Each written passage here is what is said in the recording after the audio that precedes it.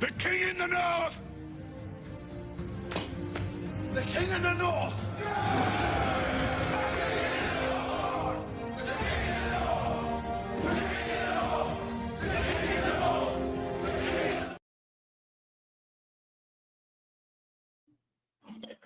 Yo, as always, like, share, subscribe. Now let's just get into it. So I told y'all I had something brewing, something in the lab brewing. And I've been on a little siesta because I've been fatigued. I've been fatigued over these last about 3 weeks. I really ain't been wanting to be on here, but we back. I told you we were going. I had something brewing, and this is the start of it. This is the pilot episode, I guess you would say, how they do in TV and movies or whatever. So this isn't my show today. This is somebody else's show. We just getting it started till he all the way comfortable, and then I let him just take over or do what he want to do with it for real. But I'm gonna bring him up. This is Juju. Y'all know him for the big time recruiting news, breaking news, whether it's on Sunday with me on the barbershop, or if it's Thursday with TJ, coming in there, chopping it up about all that recruiting news and all this player, that player. I don't be knowing really. I ain't got enough time for all that recruiting news, but he does. So we're gonna get his thoughts on recruiting, the team, and we also gonna get his thoughts on. We're gonna chop it up about Michigan basketball a little bit too. Yeah, we getting sized for rings. We need this one. So I'm gonna bring Juju up, and then we're gonna get into this.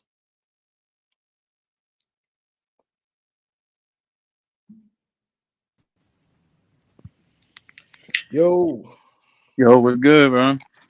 what's going on?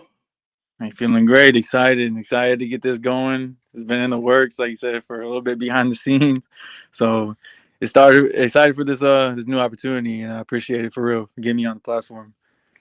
Yes, sir. Because it's always good to have conversations about ball with people that know what they're talking about, but also when it's something that I don't know, to be able to turn it to you. What do you think about this guy? What do you think about that? To turn it to you, and we can all learn. That's what it's about, is everybody learning about the game. And when you don't know, hey, I can turn it to you. And when you don't know, you can turn it, Exactly. Let's get it. So last night, Michigan BBall beats Nebraska down most of the game, comes back in the last few minutes and wins the game.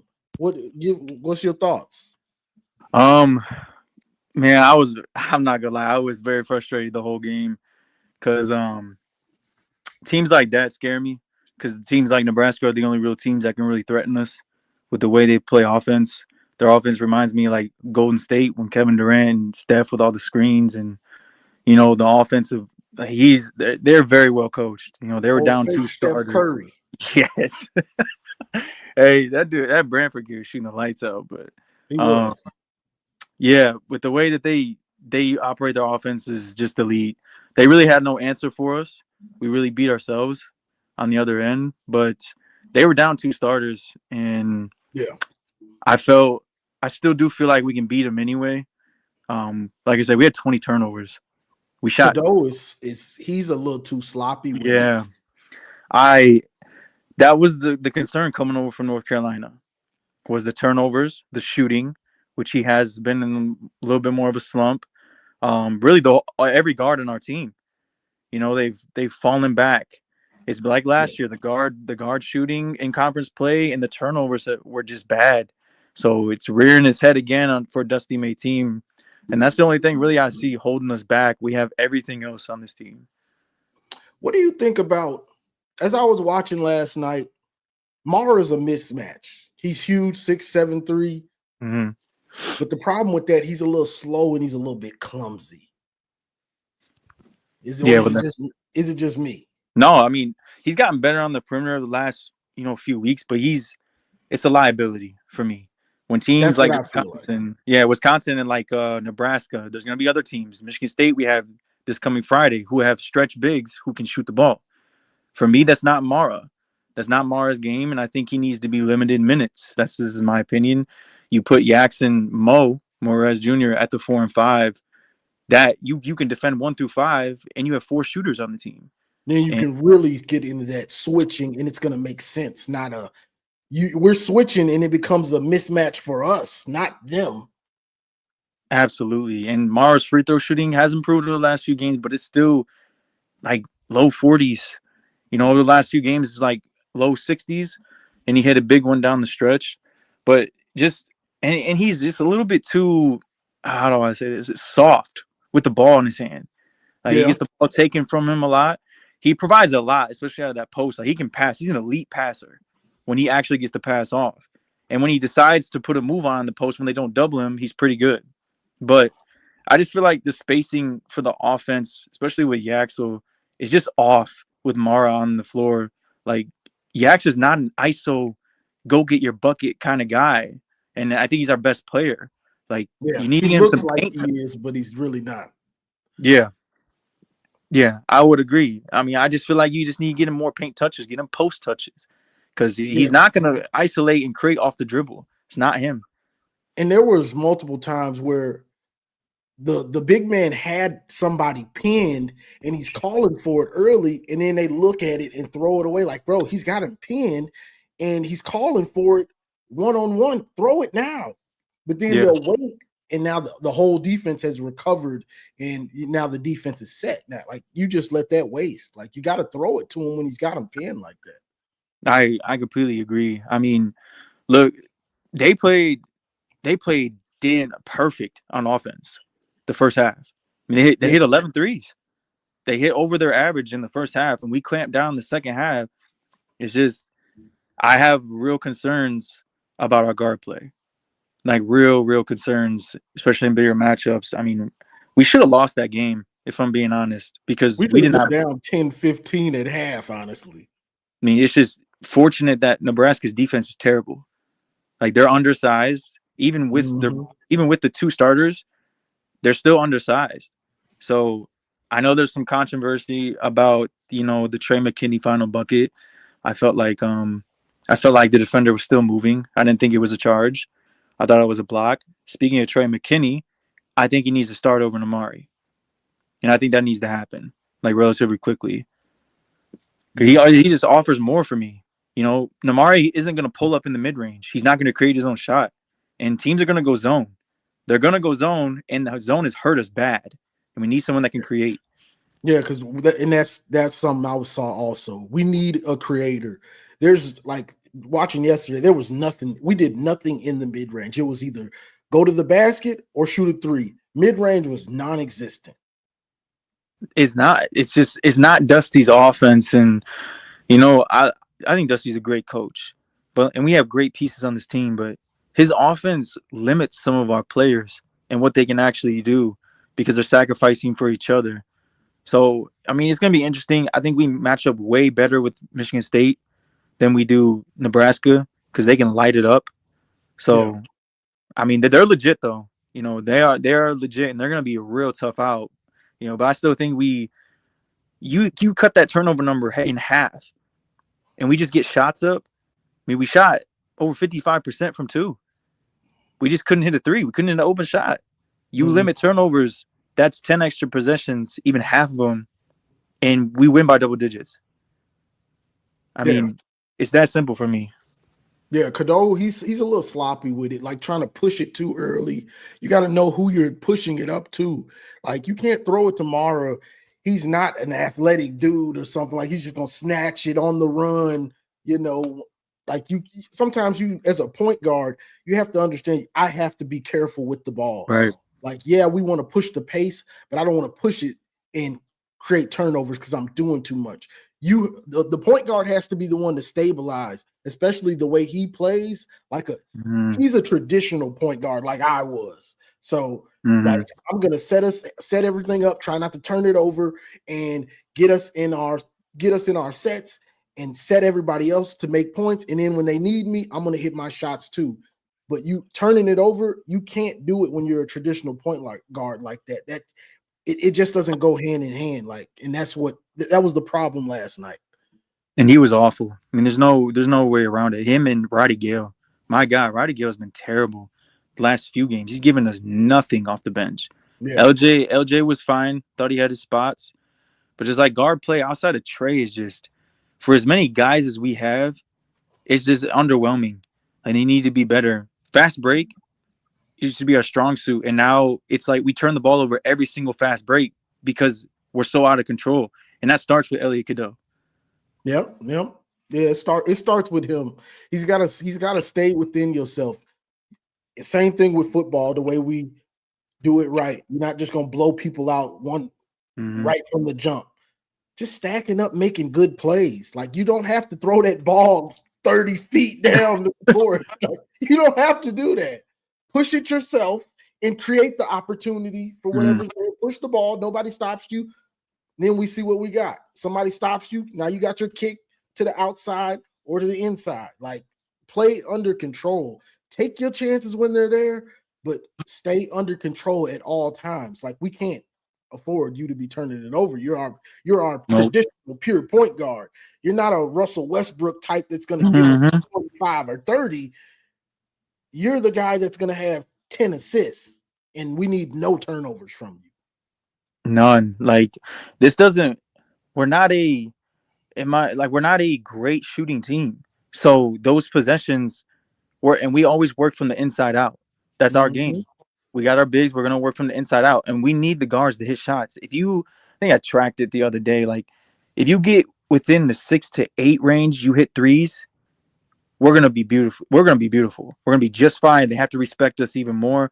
I mean, I think we only had like 3 the other night, 3 or 4. And we shot 26. It was a low 20s percentage. I mean, they did a beautiful job. Their defense is predicated on what we do bad, bro. And that's shoot. Just shoot. We've been in a slump for a month. Yeah. I got a question because I haven't watched all of our games. Do we ever trap? Do we ever half court trap, half court press, any of that? Yeah, actually, Dusty's notorious for it. Even when they're up like 15, 20 points, he loves to kick the tempo up and force them, to go faster than they full court press. I haven't really seen a 1-3-1 defense from him at all. So that would be something, maybe tournament time, I can maybe expect to see from Dusty. He's done it before. I would have kind of liked to have seen it last night, some type of, but I mean, we got away with it, but. I mean, that kid was, man, bro. That kid was hitting dribble monster too, though. So I can understand because he was just dribbling in circles which I used to do that too.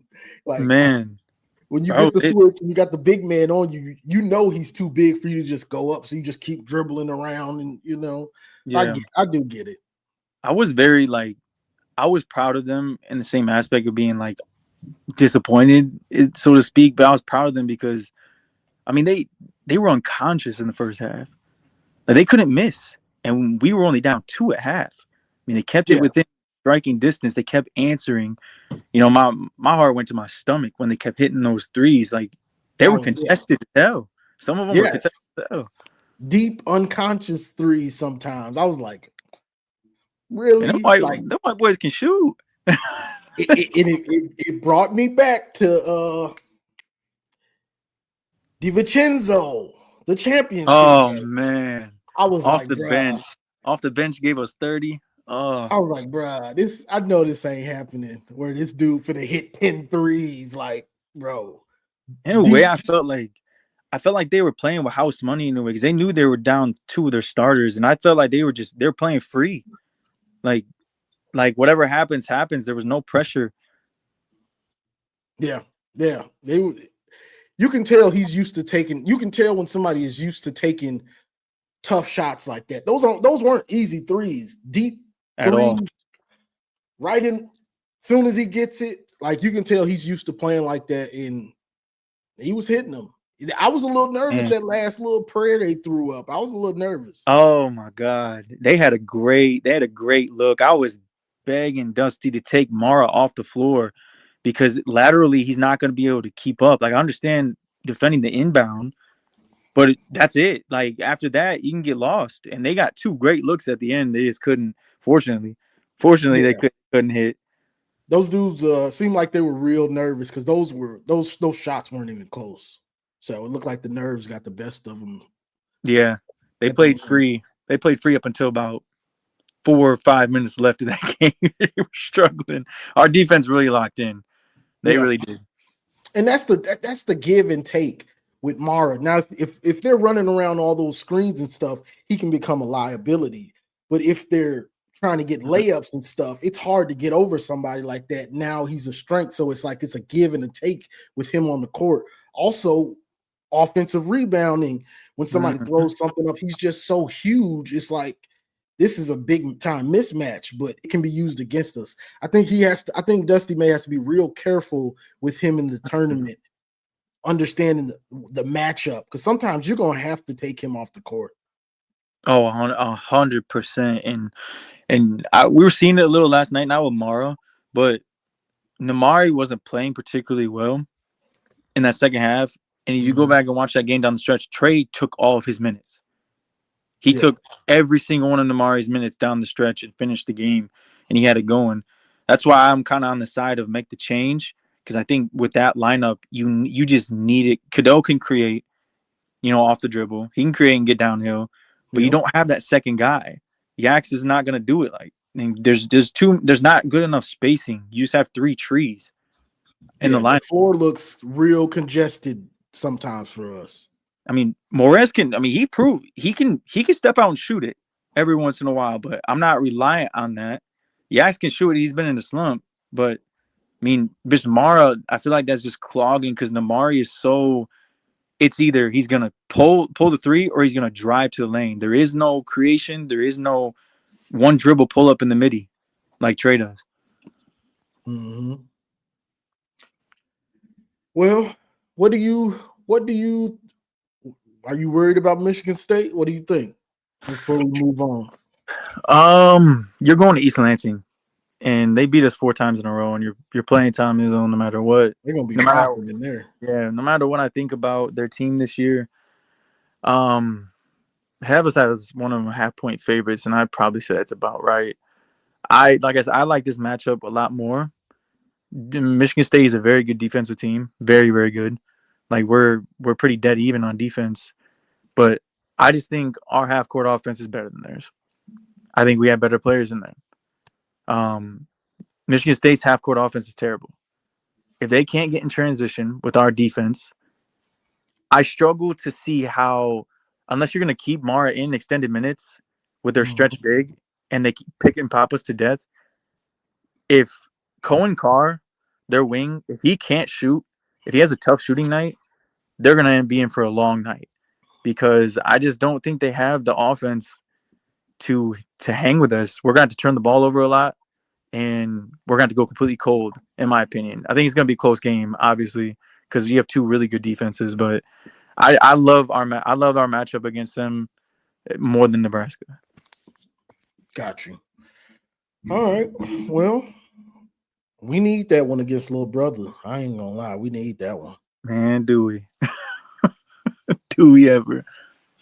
So let's move on to I like to call the what you call it. I like to call this attention to detail with our new staff. Mm-hmm. This is we have a sports performance team which focuses on nutrition and things like that. Yep. The body. Let me pull this up. I don't know how good it'll be shown, but 6 guys. We got 6 guys worrying about sports nutrition, the Mm-hmm. body, the how the body reacts to practice and games. Like, what do you think about this? I love this personally. It brings me back to Jim Harbaugh because the nutritionist that he had that he took with was really big. Name's escaping me right now, but she was a heavy involvement with Ben Herbert. Mhm. So I mean, losing that was big. It actually was bigger than what even I thought it would be. So having this designated, staff for this, especially Junior Salt, who My God, I've heard nothing but great things about him. The team has been getting their ass kicked in workouts. It is night and day. Night and They day. need it. They need it. Absolutely. 1000%. Everything I'm hearing is so great for with Junior Salt and that strength and conditioning and nutrition staff. Like these guys are getting pushed, and a real staff is here in Ann Arbor now. There's no more BSing. There's no more optional stuff. There's no more missing out on this and that and the things that we had talked about in the past of missing meetings, you know, being late to practice, all of that stuff. This is unbelievable stuff. For me to hear this stuff coming from a college team when you couldn't barely get away with this stuff in high school, and you know, like, so to hear that this stuff was going on, this is like mind-boggling to me. Yeah, I think it is just such a night and day. Like I'm excited for the whole staff. There's only a couple question marks on the staff, and really I just have to see it. But really, we just hired another guy today, an assistant special teams coach. I think his last name is Knorr. He used to be a defense coordinator at Indiana and Ohio State. And Witt is making an emphasis. He's buttoning up, and we've talked about this. He's doubling up on a lot of staff, secondary, D line, special teams now. That's smart. That's what you should be doing. And I call attention to detail. Like the players, this is the thing. Whether they're working out, you want as many assistants so they're not playing around, so they can focus. So the coach can make sure these guys are working out the right way. That's why you need a certain amount of coaches, as many as possible in the weight room. Same thing in practice. We have the D tackle coach, you have the separate edge coach. They're different positions. Now you can focus in on doing things the right way at each position. Each individual position. It's huge. Just like you said, the attention to detail. I mean, we have grown adults now in the building. These kids are going to get pushed, and we're going to see there's going to be kids that we're not talking about on this team who are going to take a step. And it just remains to be seen because the staff overall is just, man, there's no more playing around. Like, we're back to grown man football. Yes, sir. And I was watching Menace to Sports today, and even Zach Smith, he's a former coach at Ohio State. Right. And it's just, he's like, Michigan's probably going to be really good next year. It's just, people have to understand what it's like when you have somebody that doesn't know what they're doing. Like, he doesn't know what he's doing, and he's overwhelmed, and he's not focused on football. Football is something where, as a head coach, you can't really play around and be half in, half out. It's not that type of sport. Basketball, maybe you can get away with it or something. Football, you really can't get away with it. Like, you have to be locked in 110% because there's so many little things that if you're not on top of it, it's going to go bad. Look, one person can take over in basketball. Exactly. On both sides. The attention to detail in football with 22, starters, you got rotationary, and you got all these staff members. It takes all 105 from prep team to scout team to the coaches. It takes every single one of them in that building to build a championship team. There couldn't be like more different in terms of like coaching aspect. Yep. That's couldn't have said it better myself. You got anything else on this the sports performance team? No, I just think it's in particular Junior Salt, huge addition. Got you. Yeah. I'm just loving that. Like you said, grown men are back at Michigan that know what they're doing. Like, it's not like Whittingham just like he's a young coach. So this guy's been doing it and doing it well for a long time. So I don't have any questions. I'm excited to see fundamental football again. Exactly. Fundamentals. I mean, It's sad. It's so sad. We got to get back to that, but we got to. Yeah. That's where football starts is fundamentals. We got to go back to basics. Let's go back to the basics. Let's go back to that big hill behind the high school. let's take it back there. That's where we had to go. You know, that's where he's going too. Let's get it. Let's get it. I love that stuff. You know, I didn't when I was in high school. Same. Young, but as I got older and when I started playing semi-pro again and stuff, nobody had to force me to go work out. Nobody had to force me to go work out on my own and do all this other stuff because I stood at that point. That's what it takes to get better. Absolutely. Like you have to put the work in on your own. That's That's only me. way you can get away with is if you're supremely gifted, but it's still going to catch up to you. It might not catch up to you in college. It'll catch you up to you in the pros. No, most definitely. I know you play semi. I mean, I play D2. So them 6 a.m.s, them 2-a-days.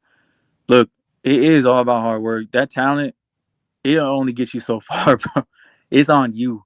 They ain't going to do it for you. No. Every person in that locker room, it is on you. The coaches can only tell you what to do and in hopes you do it. But you got to go above and beyond and do it yourself too. Yep, that's a fact. That is a fact. So let's move on to that. Money is on the table. Money is on the table. Do you want it on your jersey? Do you want it on your jersey or on the field? Because money is on the table. What you think? You know, me and you, we talked a little bit about this beforehand, and I know there's certain people in our fan base that don't like it, but it's just like recruiting. It's just like NIL. It's just like anything about college football in today's game. You either adapt or you die. It brings in money. It brings in revenue. Adapt or die. That's how I am. Get with the times or get left behind. Raymond Noodles sponsorship. So bad. You know, Oracle is probably would be one of the ones that would be sponsored. Oracle would probably be one of the first ones, if anything. No ramen, no Maruchan. Sponsor the 99-cent 7-Eleven noodles. Hey, you better get with it or get left behind. I mean, these teams are going to pull in crazy numbers of NIL revenue off of sponsors. Yeah, like I don't see. This is just what it is. Now, you cannot like it on the jerseys. You're going to have to put something on that jersey because that's going to be the biggest thing. But also on the field, what are you going to put on the field? Like, these are the times. If you don't do it, your competitors will do it, and they're going to be able to field better team and take players that you could have bought with that money. And now they've got the money now.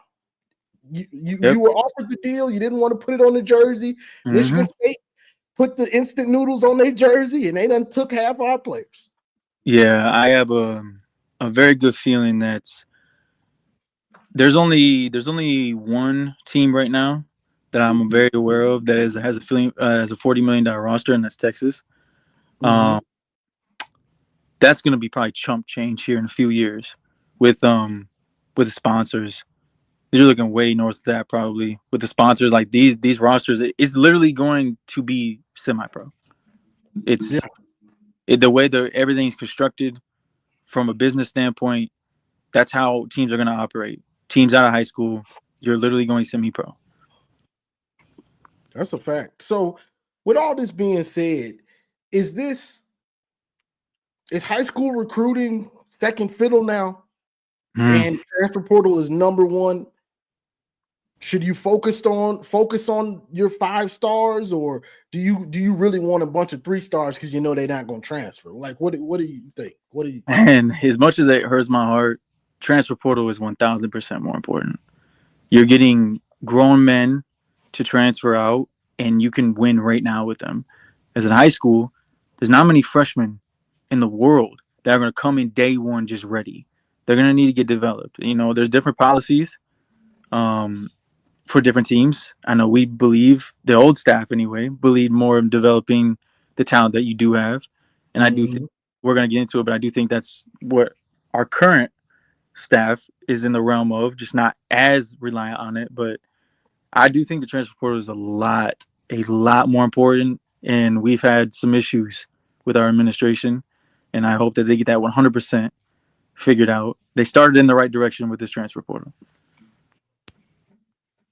Got you. I mean, it looks like that's where it's going. And if people didn't believe, Kirk Cignetti made a believer out of a whole bunch of people that this, and football is a sport that, I guess this is every sport, but it just changes over time. It just needs somebody else to win a certain way. We saw it with Steph Curry in the NBA with the three-point ball. In the Warriors, Steph, Clay were shooting all these threes. The game changed. It also changed college football with Cignetti, the way he's winning with transfers. That's just the game evolves. Absolutely. I mean, the foundation is laid. I mean, if you just think about the last 3 years, I mean, I was on a show, I think it was with Garrison, and another person that brought it up. 2018 Clemson, that was one of them. 2023 Michigan, obviously Ohio State, Indiana. Great coaching in older players. That's the formula. Like, as much as everyone wants to get the next 5-star, get the next guy that's up and coming in hype, older players with good coaching is winning championships. And we used to see it every 3 or 4 years. You'd see Iowa with a really good team, or Michigan State, or whoever, somebody you don't expect. Yeah, they just had a team full of juniors and seniors. These guys probably should be in the NFL, but they're in college.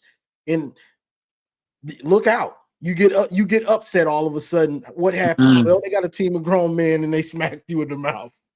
No, that's without a doubt. To answer Michigan's question real quick that you had, I played D2 in Chicago. I mean, I'll leave the name out for privacy reasons, but I played D2 in Chicago. I'm 26 now, so like I'm a washed athlete. Probably about 5 years ago, 6 years ago, 6 years ago to be exact, almost on the day. So yeah, in Chicago, I played. Take it to the UFL or whatever. UFL, CFL. I got a kid, bro. I'm washed. Football is, and that's the thing about football.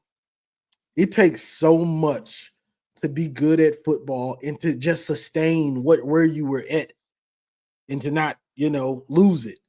Like when I played semi-pro, bro, I had to make sure I was eating enough. Still wasn't eating enough. I still had to go to work. So I got to go to work, make sure I'm eating right, go to practice, go to work, practice before work by myself, then go to practice, work out after practice. That's a lot. Every day I got to do this. While making sure I eat right. Like, it's a lot. Especially semi-pro. I feel like semi-pro and D2 are kind of similar in the aspect of, like, there's not really, you got to do it on your own. Like, there's the coaching is obviously there, but I don't know who else has played Division II or semi-pro, but I think they're a little bit similar in the aspect. Like D1, like there's a whole full scout teams for it. There's prep for it. D2 is not really like that, depending on what college you go to. Yeah, or semi. It was definitely. It's just the work that you have to put in, And real quick, we had some players on our team, and this is the thing about semi-pro. Football is something you really need to stay in shape, and you really need to play it. So we would go to play some teams, and bro, there'd be dudes that played at Miami, played at Syracuse. This guy played at Auburn and stuff. Like, these dudes are huge, and they look like they were at Miami. He looks like he was at like, for real. Like, I think our receiver, XO, I'll never forget it. He played for Ole Miss, I believe. Bro, he was like 6'2", 6'3". He looked like a baby Dez Bryant. I don't even think I can say baby. He looked like Dez Bryant, bro. Hey, those athletes that are former D1 players, they look like pro players in the semis or D2, D3. They get not like they go down or didn't get the opportunity and now they gotta go somewhere else, bro. They look like different breeds. Like the level from D1 to D2 or D3 to D1, there's levels to this shit, bro. Yeah, There's levels to this shit. for real. That's a fact. And then like all those dudes, if they're on their last leg or they trying to stay in it, get more film to go somewhere else, they'll fall into semi-pro. And then you don't know who you might run into. Like, bro, who the hell is this dude? Hey, dude. So I don't know what like your height is, but me being like 5'10", I played nickel in college, so me being 5'10", 195. I mean, some of the people in my room were like playing nickel like 6'1", like 210 types. I'm like, dog, how am I going to get on the field? But again, what we reverse back to, for that hard work, them measurables don't mean shit when you're smart in football. Yeah, and you know the game. When you know the game, you're getting on the field. Yep, that's a fact. That's a fact. Because it's different when you're just playing around or just going through the motions. But once we're playing real football now. You know what I'm saying? Mhm. I'm calling these cover threes. I'm calling this cover six. You're coming down. You're supposed to come down into the flat. You're out of position in the flat. Oh, then get off the field. What I do, coach? I came down. Yeah, you came down here. You're supposed to be over there. Get off the field. Yeah, exactly. A lot of people that haven't played the game don't understand that game speed is so much different. Like you play fast when you know what you're doing. That's why some players look faster than the others, even though they might not be like 40 time physically, they might not be as good. They play faster because they know what the hell they're doing. Yeah, if you don't know what you're doing, you're lost. Like football, you have to know exactly what you're doing, and then now the game speeds up. And like, man, why does he play so fast? Because he knows exactly what he's doing. He's not thinking at all. It's just reactionary to him. But and this goes to us. Bring it back to Michigan. Right. That's why we look slow against USC, against Oklahoma, against Ohio State, against Texas, because there was a lot of confusion. When you're confused, you're not confident. So you might be a big hitter. You're not going to come up and big hit when you're confused, because to do that, you have to fly with your hair on fire. Boom, I know where he's going. I know where I should be. Good night. But when you're confused, you lose confidence also. And to Witt's credit, he said it's public. He spent 20 plus hours getting to know every single player on the team, which to his credit is insane. As soon as he touched down in Orlando in the bowl prep, and one of the first things he did, he quizzed just about everyone that he interviewed, every single one about their knowledge of the game. And I think that works wonders, and that goes above and beyond for his understanding of you're going to need to know what you're doing. I don't care how talented you are. If I'm putting you out there on the field, I'm putting the players out there that understand what is going on. That shit last year was not acceptable. And you could tell offense and defense, attention to detail was not there. Yeah, definitely. Let me read this super chat. Got a super chat in here. William Kane, appreciate the $10. Salute, gentlemen. Go blue. Yes, sir. So let me see. So I guess we can go to the recruiting news and updates. Yeah. The cycle is just starting, so a lot of exciting things. I've had the day off, so I've been diving, deep into it. Touch on a couple things before I get to a couple players, but location of recruiting. I think with this staff, a lot of people are, they're a little bit, they have questions, as I did, of what areas where they're going to recruit, what type of players.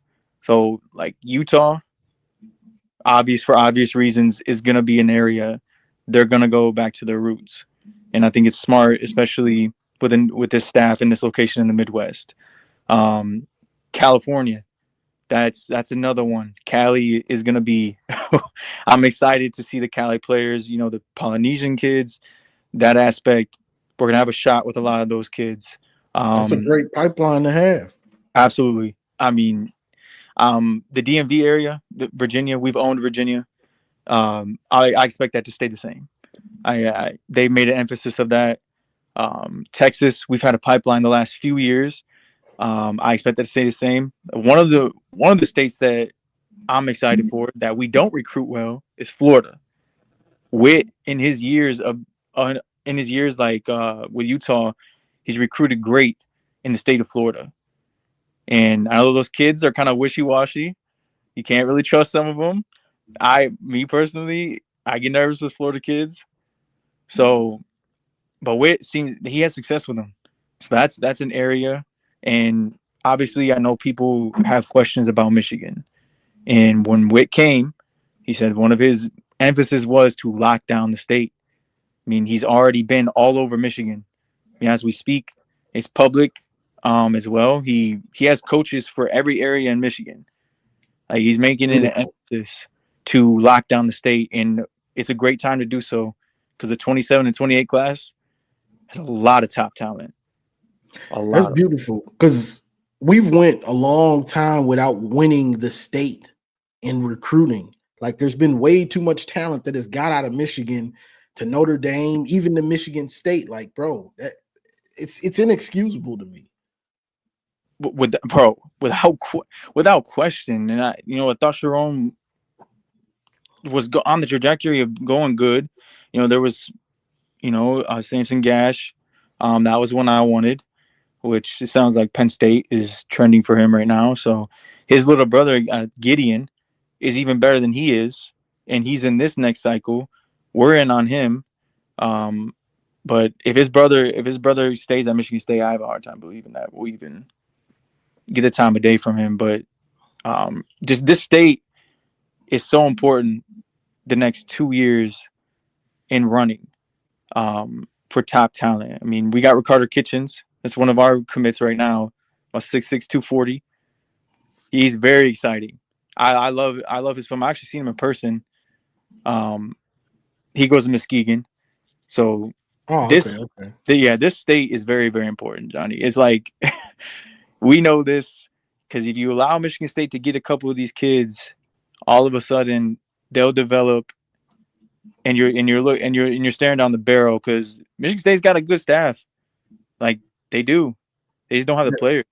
And then you get those high school relationships with those coaches, and now they've got pipelines right down the street. I can't express enough how important it is. But this staff, they're just getting their offer list out right now. It's very early in the cycle. I mean, I went through and dug into the offers. Right now they got 21 running backs offered, 12 quarterbacks, 28 wide receivers, 23 tight ends, 17 tackles, 11 interior offensive linemen, 27 edges, 32 linebackers, 28 cornerbacks, 28 safeties, and 25 D linemen. So they've been out doing their thing. Like, I think one emphasis that you're going to see with this staff is athletes that can play both sides of the ball. They've offered 29 of them. That is more than I can remember. Like, they want kids. It kind of reminds me of Jim Harbaugh. They want kids that can play multiple positions. Yeah. They don't care about this rating stuff. If you can play multiple positions, we're going to take you and figure out where we're going to put you later. Yeah, and that frees you up to versatility. If something happens and you need somebody in another position, you can cross-train him to, well, you did this in high school. You can move over. You're a running back. We need you to play wide receiver or wide receiver corner or even safety. All those skill positions, if you're a good enough athlete, you can go play any of them, really. Any of them. And this staff is, for people who don't know Witt and what he did at Utah, the staff is notorious for having kids who play both sides of the ball too. Like Smith Snowden, He played both sides of the ball. He's on, and he's going to be a huge contribution. This day one starter. He's taking TJ Metcalf's spot. That's why they weren't pressed about TJ leaving, and I agreed with it. I agree with that decision because Smith Snowden is a better nickel. And he's a little bit smaller than TJ, but he's more fluid. I felt So like they should have moved TJ back to safety. I think that's I where. man, I said this. I said the same thing. My ideal, just a quick hit on that. My ideal secondary would be moving Zeke. Shamari Earls comes into his own. Suge is your cornerback one. You got 2 6'2" corners then, and Zeke kicks back in. He won't be the nickel, but you can throw him up top, and he's experienced. He played well up top when he was up there. So I don't know what the staff is going to do, but if Earls comes into his own, which is ideal, you really got a lot of pieces in that secondary. They got a lot of great talent. Jordan Young, getting him back was huge. Yeah, it was. That kid, man, I know you like Jordan Young. Jordan Young, he flashed. Yeah, he did. And that's all you want, especially a young player. I just want to see you flash. Any player, really, I want to see you flash off the screen, pop off the screen. But he definitely flashed as a young player.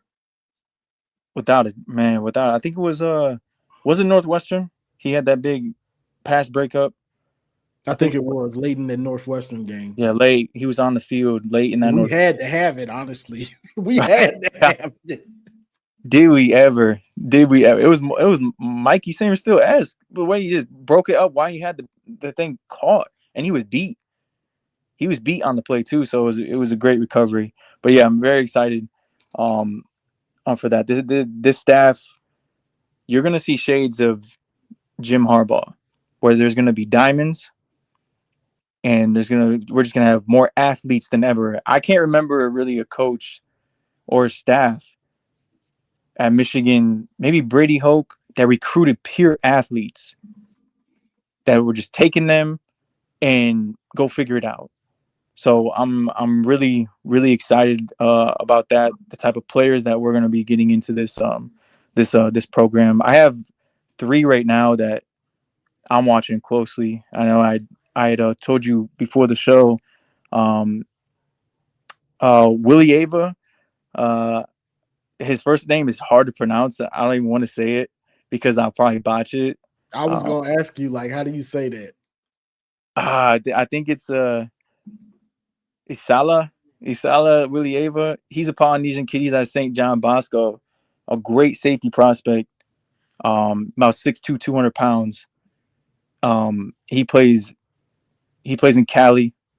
Obviously, people who aren't familiar with St. John Bosco, one of the top premier high schools that just produce kid after kid after kid that go to the league. So that's one early one for me that I'm like, okay, I want him. You want me to pull up? Yeah, you could pull up. You could stuff. You want me to pull up? Yeah. All right. Go ahead. I'm gonna pull it up. Yeah, really excited for this kid. I know they're after a couple safeties, but this is the one for me is like he's big time for me. You know, some of his stats aren't crazy because they don't really target him, but this kid's nice. He's very nice.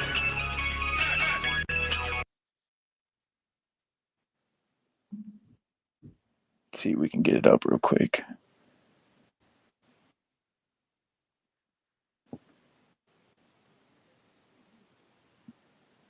And he's what year is he? He's a 27, so this is his junior year. He's gonna be a senior this coming year. Let's see if we can settle in so it's not choppy here.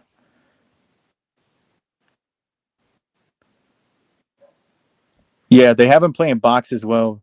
Like he plays lower in their scheme, but the way he floats back is just, bro, pre and post snap. This kid is nice. Yeah, he understands the scheme and understands how he fits in the scheme. A willing tackler. This kid can really hit. He can really, really hit. I would probably say he'd be a box safety, for us. Sideline to sideline speed. I mean, This kid's got it, bro.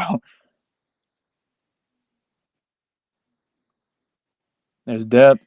Yeah, I'm gonna have to get my other computer. That's why it's running choppy like this. I'm on this Chromebook, y'all, so bear with us. Yeah, we'll get that we'll get that figured out. But if they can't see it like because it's choppy, which I can see it. It's a little choppy, but it's fine for me.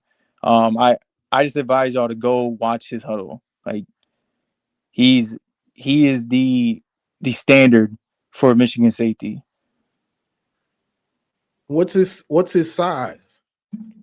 6'2", 200 right now already. So I would imagine they put 10 pounds on him and he's ready to go. Like, just understanding of the game for him. I mean, look, they're playing 4-2-5 in a base at Bosco, so it's mainly it's the same base that we're about to run with Jay Hill.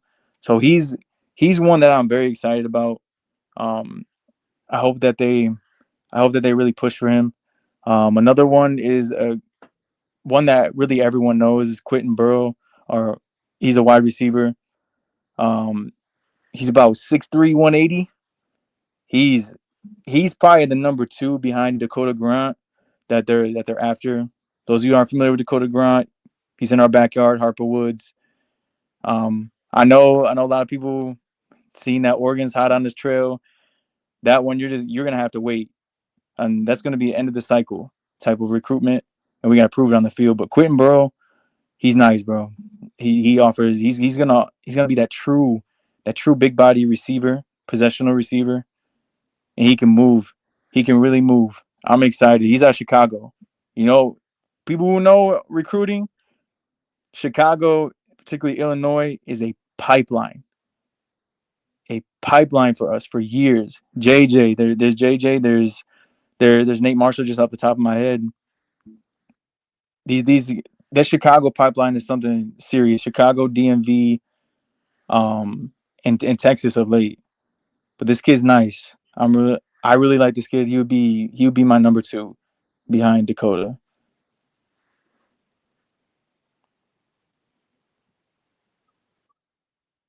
Yeah, bro. Should we get this to settle in real quick?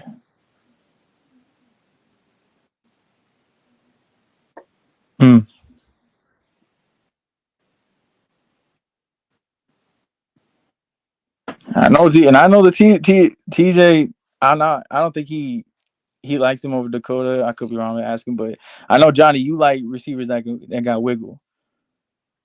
Yeah.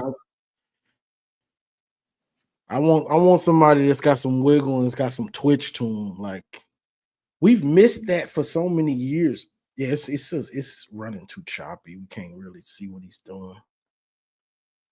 It's all good. We don't have to run the film. Hey, we can pick this back up when the laptop gets going. But yeah, he's got wiggle to him. Dakota's got real wiggle to him. Those are the two kids right now, wide receiver wise, that I want badly. Like I want those 2 guys, and I would start there. Dakota, I know you would love him, Johnny. You probably seen his highlights before. That kid's out of Harper. You talk about wiggle out. He's Solis Moa, like fluid, just a fluid athlete. So yeah, because bro, we've went years without having. We watch all these other teams. They got guys that get downfield, catch the ball, and then they're making the safety miss. They're making the other cornerback miss. They're making the other safety miss. Like, bro, he done made 3 dudes done routed up the defense. Then right. makes about 2-3 dudes miss, and he's running to the end zone. Like, we haven't had that in a long, long time. What would you say last time we had that? Like, in particular, Jeremy Gallen? Yeah. Yep. Like Somebody specifically, that'll do all of what I just said. Yep. Jeremy Gallen. You hit it on the head. like true wide receiver, because I know, bro, Jabril Peppers had it. He just wasn't an offensive player. We used him on offense, but Jabril was like the epitome of like make you miss, and he Yeah. played defense. His punt returns, though, you could see it. That kid was special, like in terms of like just make you miss.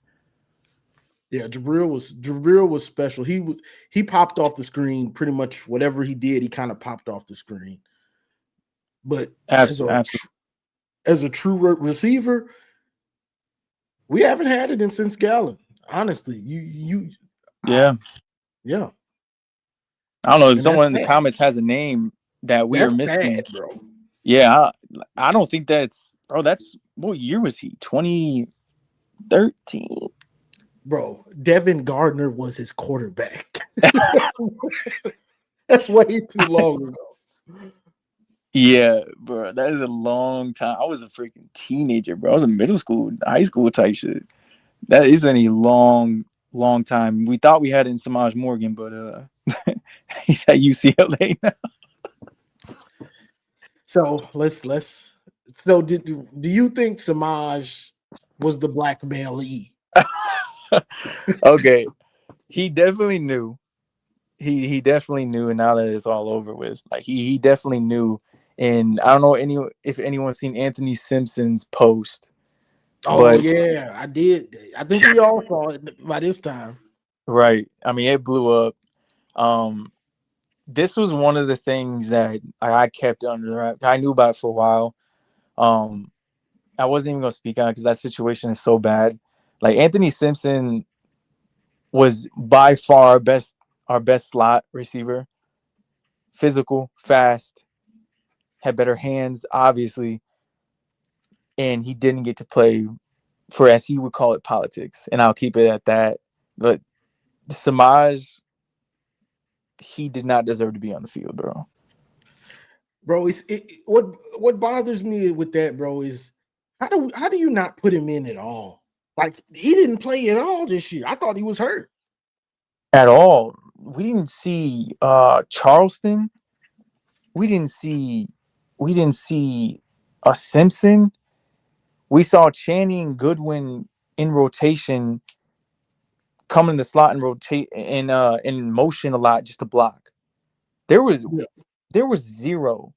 I know Roman Wilson in years prior was a good slot, but he turned to outside receivers. We didn't have anybody.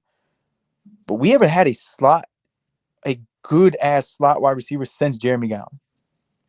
No. That's going to change, though.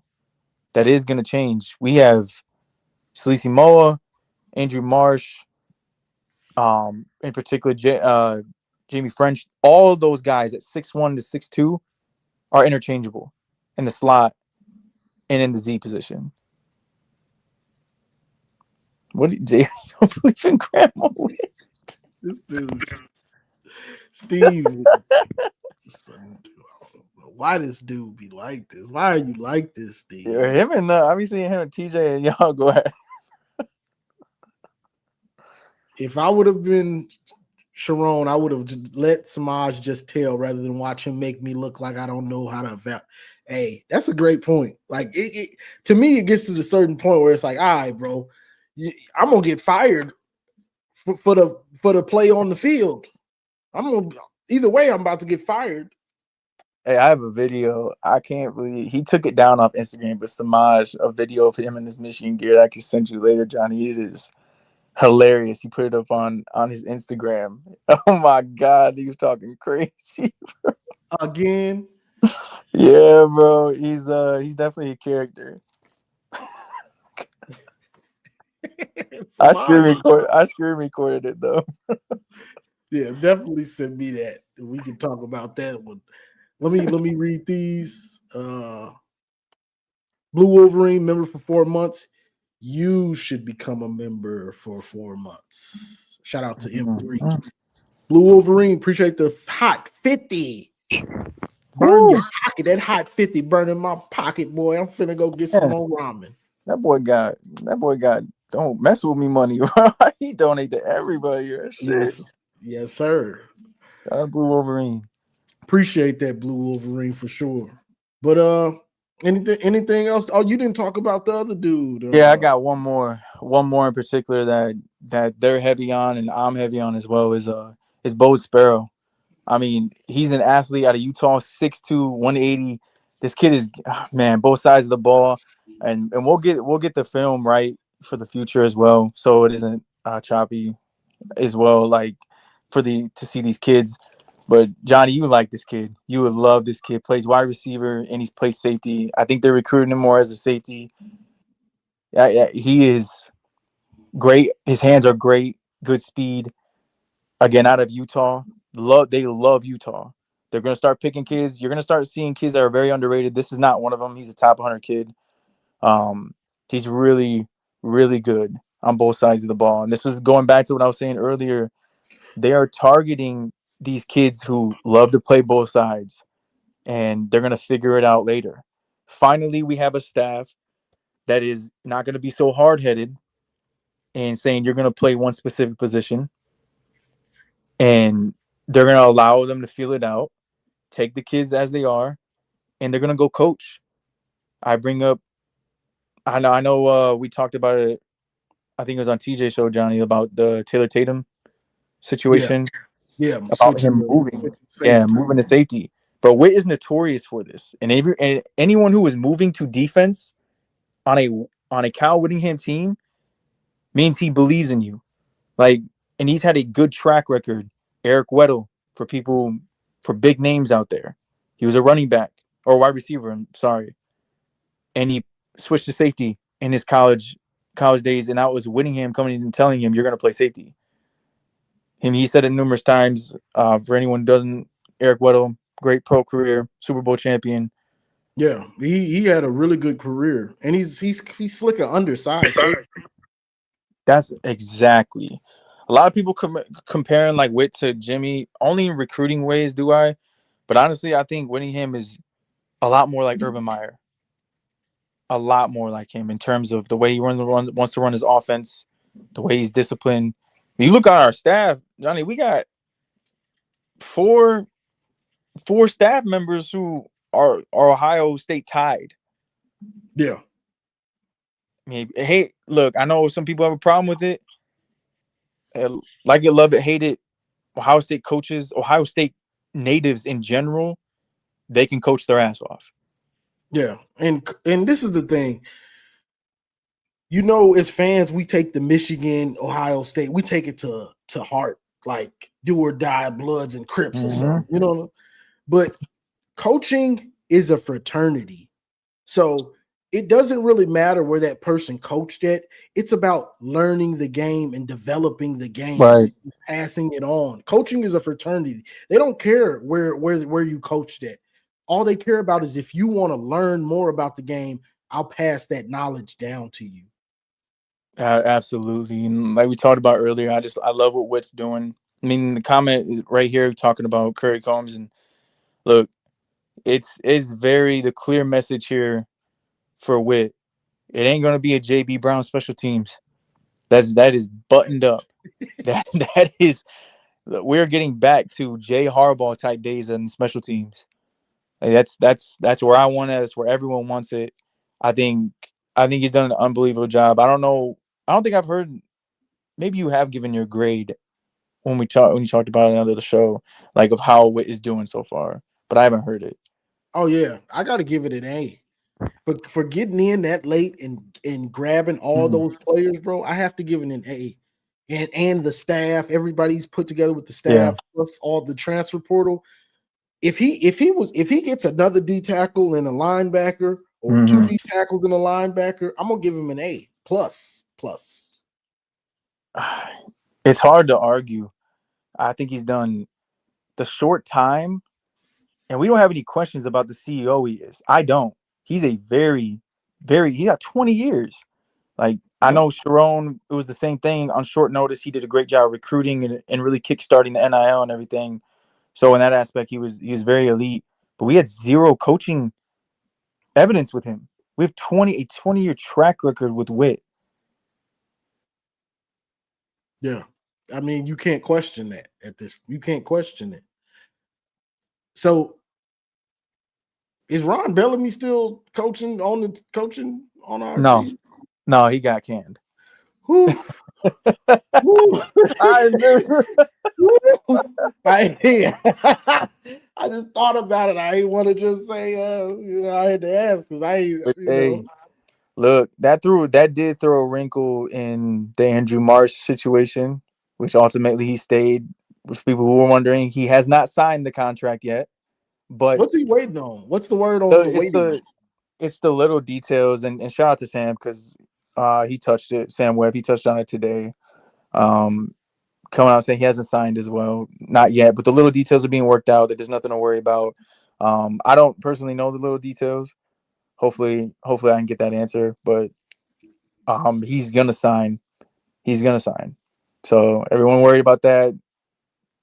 Everyone who was worried about before the transfer portal closed, like there was insinuatives in his contract, and they met them. So he's good to go. Yeah, I ain't want to just come out like, but I'm glad Ron Bellamy. I'm sorry. I'm glad he go, bro. Shout out to John Adam D. Adamo because I know he don't like him either. But like, Hey, it look, was time. It if was you time. think about it, bro, Belleville has not been good to us. Like we're hoping Bryce's development is everything next year. Like that'll be the one thing, one of the few questions I have, even though I do believe that he's going to be a lot better. But he's a Bellevue kid too. Like if he don't pan out, that'll be, which I think he will. That'll be like 5 straight misses with Belleville kids. They particularly don't do well at Michigan, bro. They particularly transfer out. Maybe it's too close to home. Maybe. You might be right, but I hope that it works out. But yeah, bottom line is Witt has done better than what I even thought he was going to do with the coordinators. I know there's an article that came out, Johnny. I don't know if you've seen it, but both our coordinators are getting paid close to $3 million. Like they really, Witt getting paid 2.8 opened up so much. That's really a steal. Him only getting paid only us paying 2.8 for him. A complete steal. He was able to assemble great coordinators. Jay Hill and Jason Begg, I think, are great. I think that's like A- type hires. Yeah, the staff is locked and loaded, and they're good coaches. And that's why when I was watching Menace earlier, to hear somebody else that's not tied to Michigan, that he gains nothing out of saying Michigan is going to be good next year. Yeah, I gotta go back and watch that. I have a couple of days off. I'm gonna go watch that. I haven't heard his thoughts on it.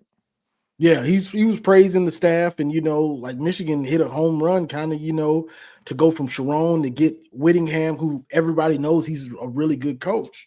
Like you, I think a lot of people hate to don't break it to you, but Michigan's probably going to be really good next year. and a lot of people don't. This isn't the first time we took a stab at Whittingham. For those of who those don't know, in the 23 saga, when Witt was at his peak, like coaching value, they were in communication with each other. Whittingham and Michigan. Like this isn't the first time the whole Jim Harbaugh holding on thing, that saga, like they were in communication with him.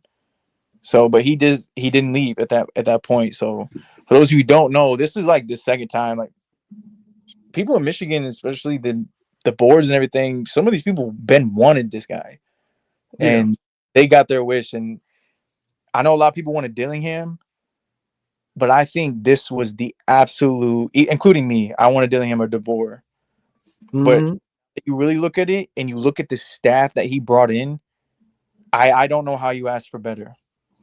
And I think you get better results regardless when it's somebody that wants to be here, because Mm-hmm. he's an older coach. So Michigan is on another level, like than most people Right. think. The youngsters, Michigan's not all that. Whittingham grew up when Michigan was that. So in his mind, in his head, that's still a dream job, regardless of what anybody says, whether it is or it's not. To him, it is those guys. Yeah, I mean, he said it every single interview this whole offseason. He said it. He said there's only a few jobs that could pull me out and get me to coach, and Michigan was one of them. So people who say this isn't a premier freaking college, team, brand, you're out of your mind. Like, this is one. If we get back to being restored, which is I think we will, this is as close to a top 5 job as any. Definitely.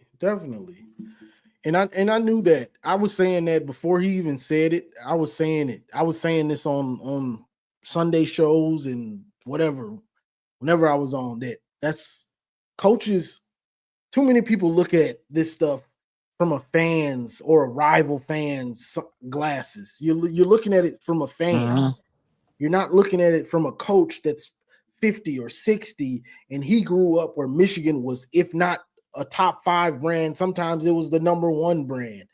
And all of the history that has came through Michigan, the meaning of being a Michigan man and, watching all the game grow at Michigan through Michigan. So that's just what you have to understand about when you're talking about certain schools in these blue blood schools, is that the history of college football runs right through it. And these older coaches, they understand that. How many years do you think we get out of him? If he's a hit, he said he's got a lot of juice. He said he's got a lot of juice left. Exactly. If it's a hit early, if he does well the first 2 years, I think you might be able to get 10 out of him. Yeah, because he's what 60, 67 or so. He looked like he about 50. Exactly. And that's just a number. Like his health, he's peak condition. I think they said there was a crazy number of like thousands of days working out in a row. Like, I think if it hits, I think you can get 5 to 8 years. Like you can get, like generally you can get probably, in my opinion, like a max of 8 years. I think 10 isn't too far off for me. Yeah, I think you want him to get about around 8, and then what's coming. Then you can start your search and try to push him out. Hey, shout out to Utah. They did it for us. I'm not gonna lie. Like if they didn't, I really don't know. Like with the Dillian situation, as messy as that was behind the scenes, and DeBoer even more messy. My God. Like if Witt didn't fall in our hands and Dillingham played his hand at Arizona like he did, I don't know where you go. You're staring down the barrel of Jed Fish. It was looking real bad for us. I'm gonna keep it real. It was looking bad. I was very upset at the beginning of the cycle, but it worked out. I think for the first time in a very long time, this program failed upwards. Yep, and that's what I think. That's kind of what Zach and Chris were kind of saying. Because and I try to tell people this, you don't understand. Like when people like let's say the Ohio State game this year, with everything that's come out, yeah, we lost. Y'all got bragging rights, but it don't mean that much because our coach didn't give a dang about football. So it doesn't make me feel bad that we lost to y'all. It all makes sense now. When everything comes about, it's like I know like the schedule wasn't that hard, but my God, with away game and home game, not having a back-to-back home game, which we have 8 home games this coming year, which is great with the schedule we have. I don't even know how we won 9 games, bro. I'm just keeping it. If you really look at it, the teams that we beat, we didn't out execute them really. We just out-talented them. That just goes to show how good they are. Like how anybody good else with talent, that had similar talent, we lost to pretty much. I want to advise people this coming year, like we have a very tough schedule, Even if we go 9-3, this coming team is going to be a lot better than the last team. Like if we had the same coaching staff, Johnny, I think with this schedule, we go 7-5. Yeah. I have zero belief in that staff outside of Tony Alford and Lou. I like Lou. That's it. You still like Lou? He's got to prove it more this year, but I want to see how he is with a confident group around him. And the crazy thing, he's developed his whole career. his whole career. I don't know what it was. He's put numerous guys in the NFL. He's put people from Western to bigger schools who then go to the league. I don't know what it was this past year, but for me, this year, he's only coaching the defensive tackles this year. Which I like. I like that. I know you do, because that Powell is the real deal. Like he's a good developer. Yeah.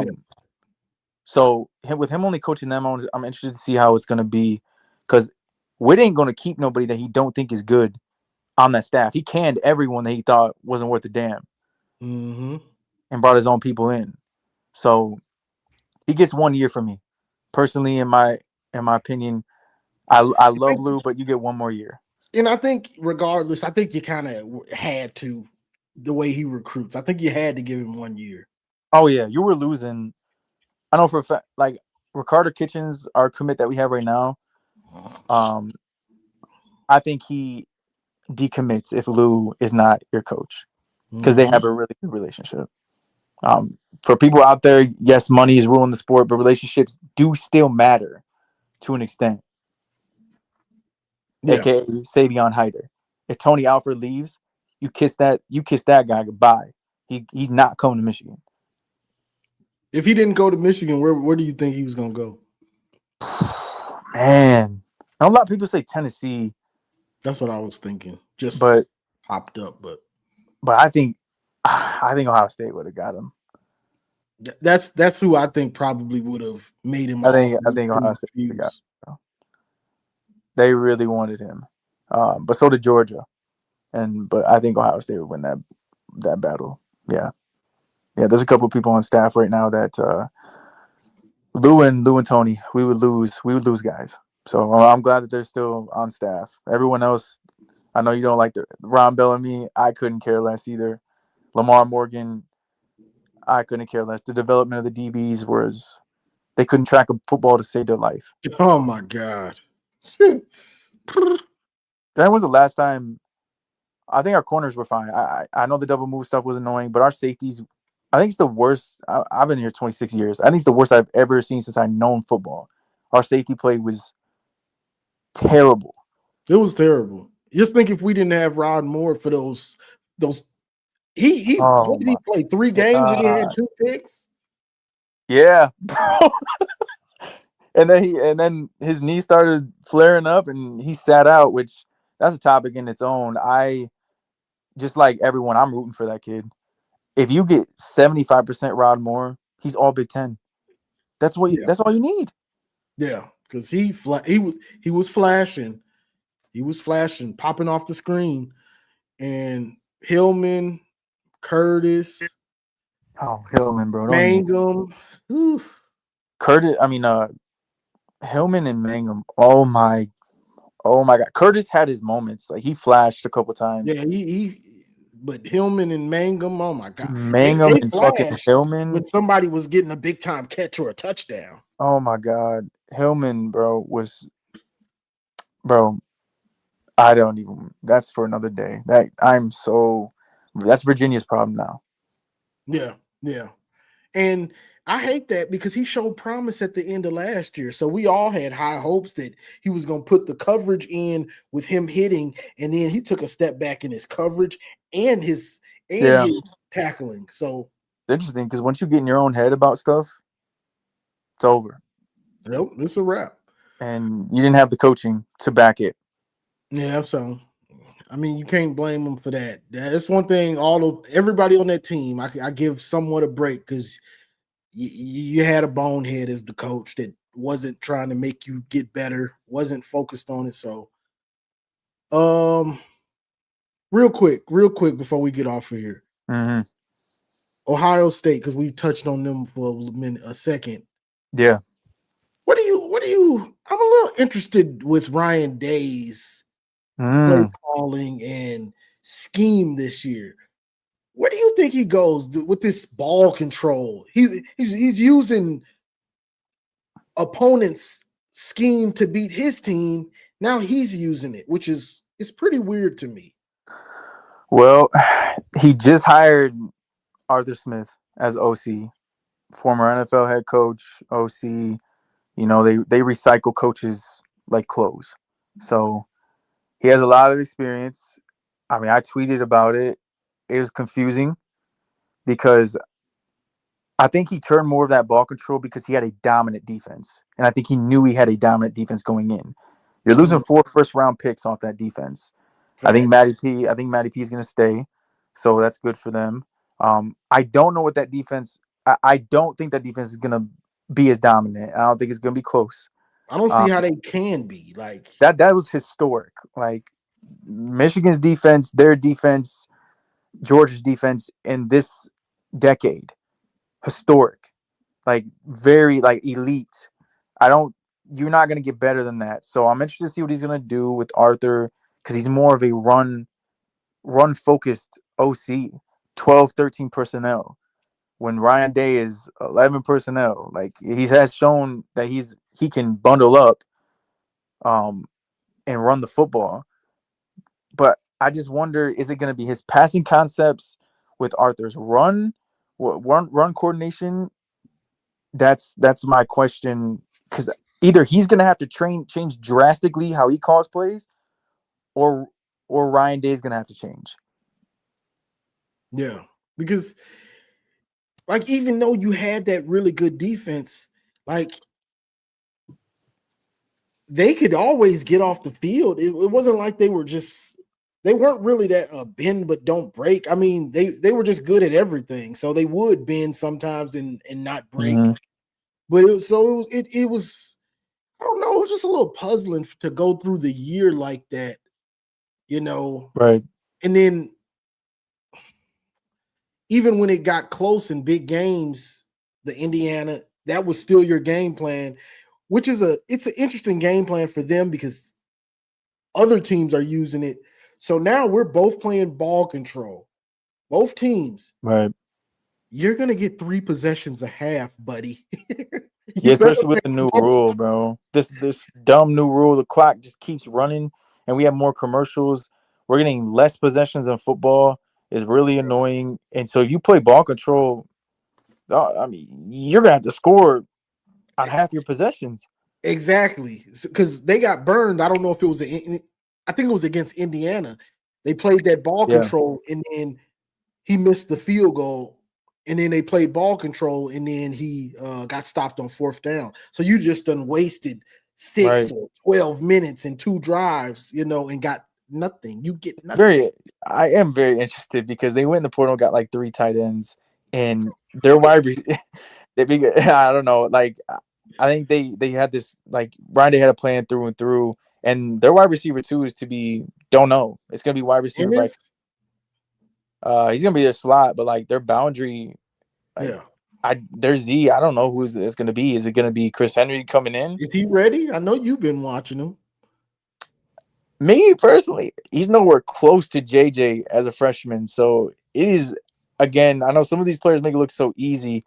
Sabian Hyder being one of them, who I think is gonna pop early. Dog, it's not easy. Like being ready as a freshman is hard. Yeah. I'm interested to see, because this year was a little puzzling to see him play that way all year. In which I thought earlier in the year, I was like, okay, I understand what he's doing. He's preparing for Michigan just in case. And it worked against us. I mean, but obviously we weren't prepared regardless. They could have won it on the ground or through the air. It didn't matter.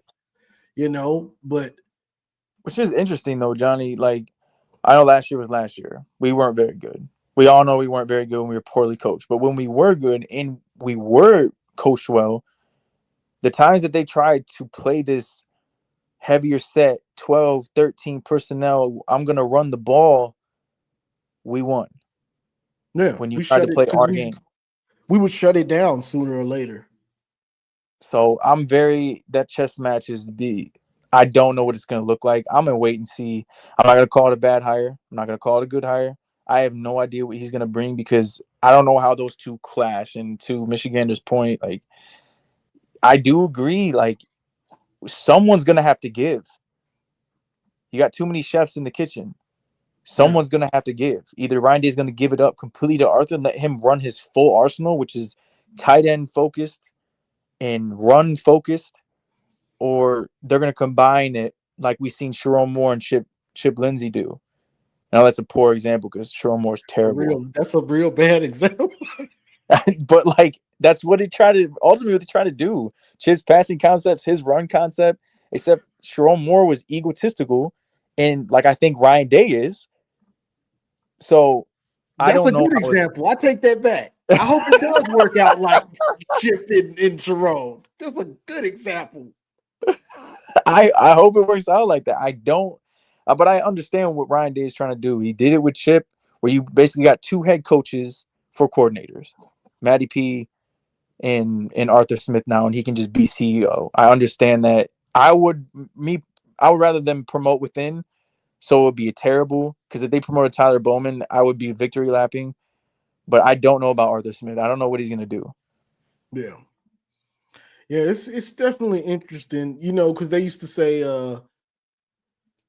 say Michigan builds their team to beat Ohio State.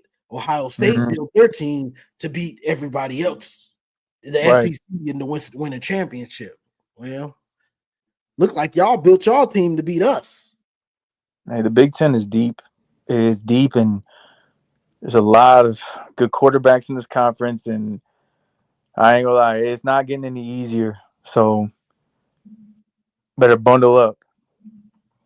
Got you. Well, you got anything else? No, that is pretty much it for everything, like hitting recruiting and all I got right now. It's a filling out process right now. So they're just getting a lot of offers, and here in about a couple weeks, like you should start see a lot of movement on the players that they're really zeroing in on and have a big board on it. I just wanted to give a little bit of example of today of the type of players that they're targeting since it's a completely new staff. Got you. And we'll try to get this computer running back, or I'm about to just have to buy a new one so we can play the huddle tape, the huddle film, really, really get into what we're seeing with the players, and everybody else can see it too, Absolutely. But let me read these supers and then we'll get on out of here. Read these again. Appreciate the 10, William Kane. Salute, gentlemen. Blue Wolverine became a member for 4 months. You. Big dog. And Blue Wolverine, appreciate the 50. Appreciate the super sticker. Well, if you don't got nothing else, that's all I got. This is the pilot. This is the pilot. Right. This is gonna be Juju. The more comfortable he get, the less you will see of me, and I'll just watch him. I'll be in the chat.